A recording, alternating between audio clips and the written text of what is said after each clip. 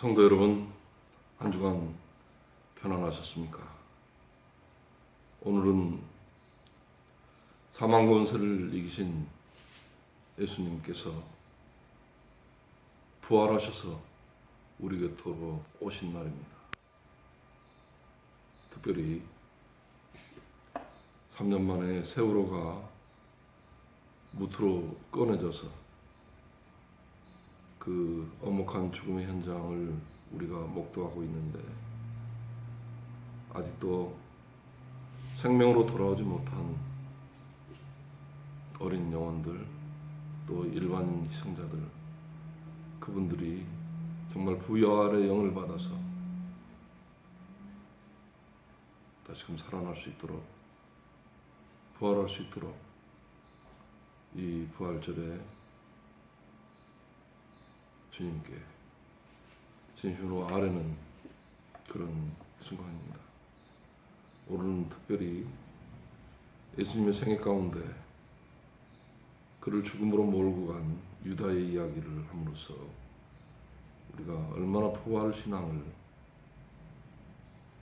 간절히 또 절대적으로 소망하는지, 우리 가운데 그런 심령이 가득해지기를 이 아침에 본문을 보면서 함께 느끼려고 합니다. 누가복음 22장 함께 보겠습니다. 6월절이라 하는 무교절이 다가오며 대제사장들과 서기관들이 예수를 무슨 방도로 죽일까 궁리하니 이는 그들이 백성을 두려워함이더라. 12 중에 하나인 가룟신이라 부르는 유다에게 사탄이 들어가니 이에 유다가 대제사장들과 성전 경비대장들에게 가서 예수를 넘겨줄 방도를 의논하며 그들이 기뻐하며 돈을 주기로 언약하는지라. 유다가 허락하고 예수를 무리가 없을 때에 넘겨줄 기회를 찾더라. 성경은 이야기합니다. 제자 유다에게 사단이 들어갔습니다. 제자라고 하더라도, 예수님의 제자라고 하더라도 사단이 그를 붙잡아 버리면 그 능력이 사라져 버리는 것입니다. 돈만 보이는 것입니다. 사단에 붙잡힌 유다의 첫 번째 모습을 보십시오.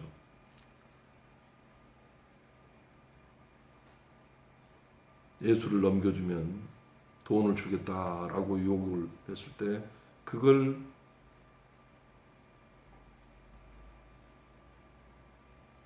받아들이는 유다. 그리고 도저히 예수를 어떻게 붙잡을 수 없는 그런 상황에서 돈에 의해 이 문제가 해결되는 걸 보고 껄껄거리며 기뻐하며 돈을 주겠다고 약속을 하는 무리들, 그 돈을 받겠다고, 예수를 넘겨주겠다고 허락하는 이 제자 유다의 모습. 그래서 예수님이 여러 사람 가운데 있지 않고 혼자 있을 때에 그를 이제 붙잡아서 넘기겠다고 하는 이런 엉터리가 되어버린 유다의 모습을 우리가 다시금 이 부활절 아침에 생각해보자 하는 것입니다.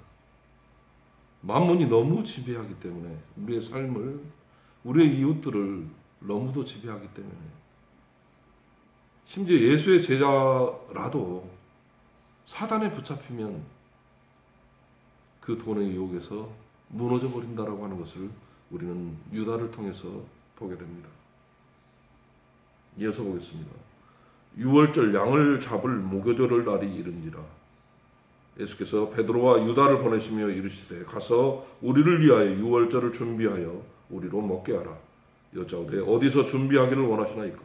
이르시되 보라, 너희가 성내로 들어가면 물 한 동이를 가지고 가는 사람을 만나리니 그가 들어가는 집으로 따라 들어가서 그 집주인에게 이르되 선생님이 내게 하는 말씀이 내가 내 제자들과 함께 6월절을 먹을 객실이 어디 있느냐 하시더라 하라. 그리하면 그가 자리를 마련한 큰 다락방을 보이리니 거기서 준비하려 하시니 그들이 나가 그 하신 말씀대로 만나 유월절을 준비하니라. 유월절을 준비하는 것, 예수님이 이제 유다의 행위를 아시고 본인의 죽음을, 자신의 별세를 지금 준비하시는 것입니다. 우리도 이렇게 죽음에 임박했을 때 담담히 죽음을 받아들이는 예수님의 그 모습, 죽어야 산다라고 하는 이 엄청난 진리, 이 교훈을 우리가 놓치지 말아야 하겠습니다.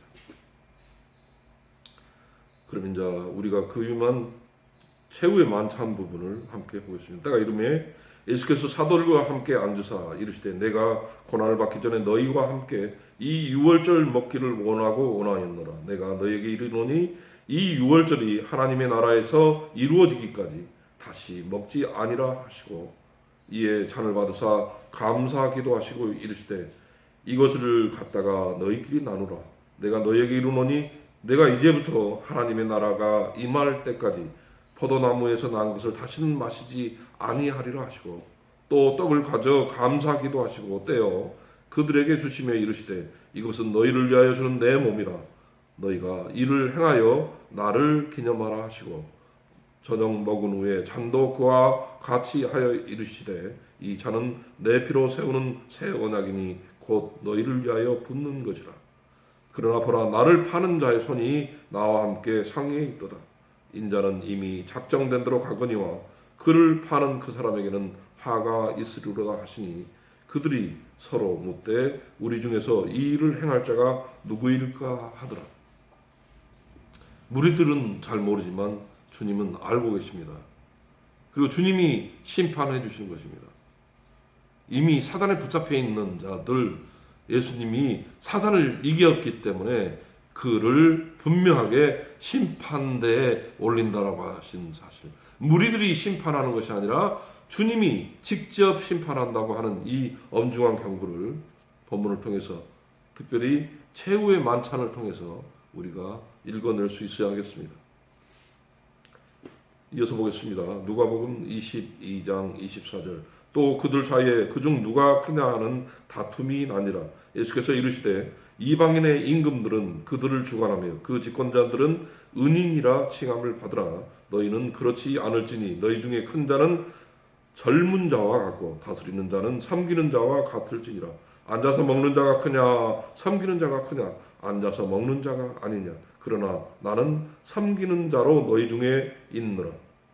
너희는 나의 모든 시험 중에 항상 나와 함께 한 자들인즉 내 아버지께서 나라를 내게 맡기신 것 같이 나도 너희에게 맡겨 너희로 내 나라에 있어 내 상에서 먹고 마시며 또는 보좌에 앉아 이스라엘 12지파를 다스리게 하려 하노라.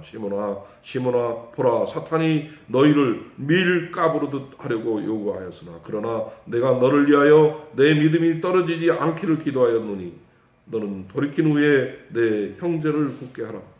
그가 말하되 주여 내가 주와 함께 오게도 죽는 데에도 가기를 각오하였나이다. 이르시되 베드로야 내가 네게 말하노니 오늘 닭 울기 전에 내가 3번 나를 모른다고 부인하리라 하시니라. 우리 마음 가운데 두려움이 있으면 결국 이렇게 예수님을 모른다고 잡아떼는 그런 상황이 되어버립니다. 우리 가운데 두려움은 주님이 주신 게 아닙니다. 우리가 하늘로부터 온 사람이라고 하는 이 하늘로부터 난 자라고 하는 이 인식이 우리에게 사단을 능히 이길 수 있는 권세를 주고 또 그 두려움을 우리가 덜어낼 수 있다고 하는 사실을 이 본문을 통해서 또한 깨닫게 됩니다. 계속 봅니다. 누가복음 22장 35절. 그들에게 이르시되 내가 너희를 전대와 배낭과 신발도 없이 보내었을 때에 부족한 것이 있더냐. 이르되 없었나이다. 이르시되 이제는 전대 있는 자는 가질 것이요 배낭도 그리하고 검 없는 자는 겉옷을 팔아 살지어다. 내가 너에게 이르노니 기록된 바 그는 불법자의 동류로 여김을 받았다 한 말이 내게 이루어져야 하리니 내게 관한 일이 이루어져 감이니라. 그들이 여짜오되 주여 보소서 여기 검 둘이 있나이다. 대답하시되 족하다 하시니라. 주님은 왜 검을 사라고 하셨을까요? 주님은 이제 제자들과 헤어져야 할 이 엄중한 때에 왜 주님은 검을 사라고 했을까요? 제자들이 검 2개를 가지고 주님 앞에 나왔습니다. 이제 족하다고 주님이 대답하십니다. 이어서 보겠습니다. 누가복음 22장 39절. 예수께서 나가서 습관을 따라 감람산에 가시매 제자들도 따라갔더니 그곳에 이르러 그들에게 이르시되 유혹에 빠지지 않게 기도하라 하시고 그들을 떠나 돌 던질 만큼 가서 무릎을 꿇고 기도하여 이르시되 아버지여 만일 아버지의 뜻이거든 이 잔을 내게서 옮기시옵소서. 그러나 내 원대로 마옵시고 아버지의 원대로 되기를 원하나이다 하시니 천사가 하늘로부터 예수께 나타나 힘을 더하더라. 예수께서 힘쓰고 애써 더욱 간절히 기도하시니 땀이 땅에 떨어지는 핏방울 같이 되더라. 기도 후에 일어나 제자들에게 가서 슬픔으로 인하여 잠든 것을 보시고 이르시되 어찌하여 자느냐 시험에 들지 않게 일어나 기도하라 하시니라.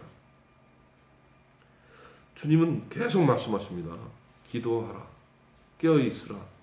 잠들지 말아라. 사단에 붙잡히지 말아라. 이렇게 경고하십니다. 사단을 이길 수 있는 것은 기도하는 것입니다. 주님과 대화하는 것이고 주님과 함께 호흡하는 것입니다.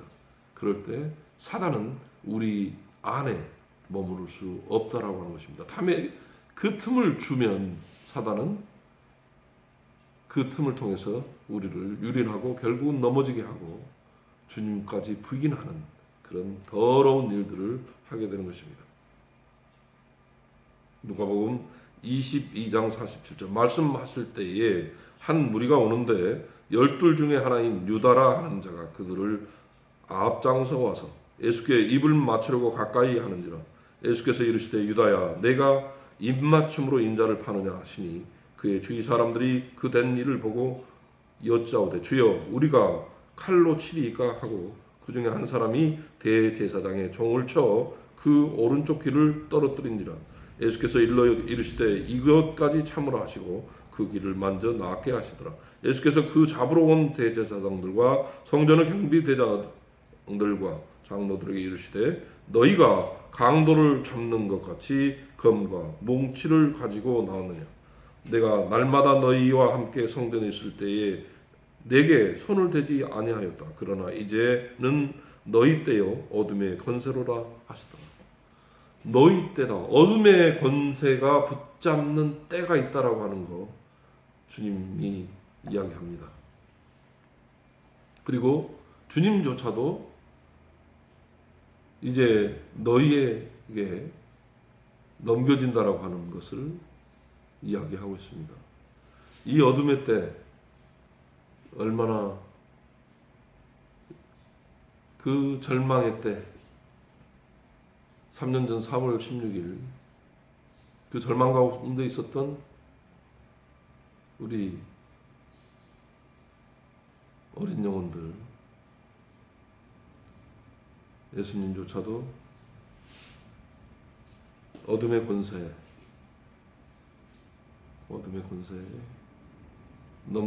본인이 넘겨진다라고 하는 것을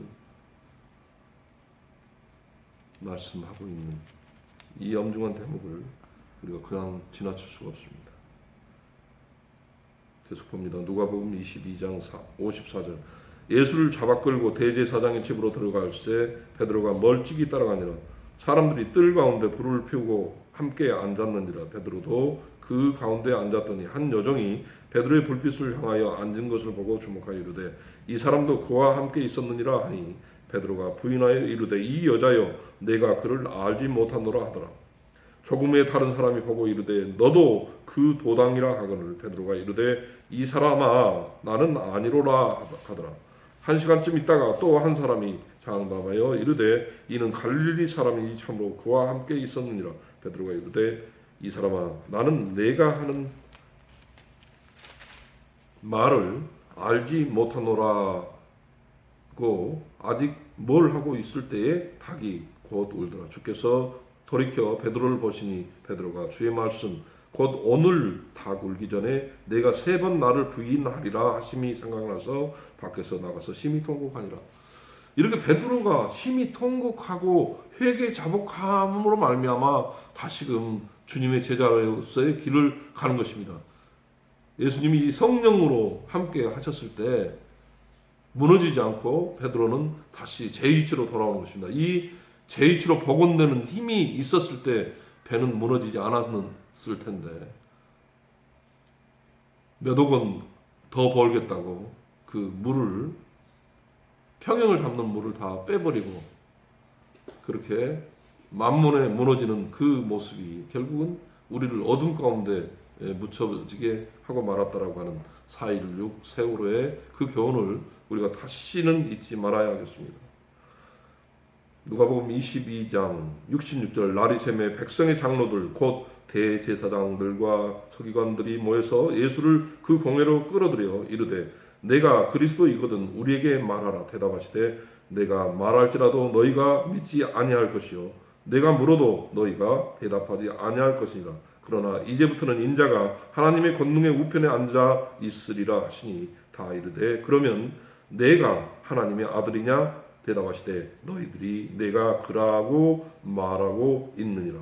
그들이 이르되 어찌 더 증거를 요구하리요 우리가 친히 그 위에서 들은노라. 하나님의 아들 예수님께서 부활하신 날입니다. 죽음 가운데 그 죽음의 권세를 이기고 사망 권세를 이기고 우리 가운데 부활하신 날입니다. 그 예수님을 그분을 정녕 주인으로 붙잡는 여러분 모두가 되시기를 이 부활절 아침에 간절히 권면드립니다. 아멘.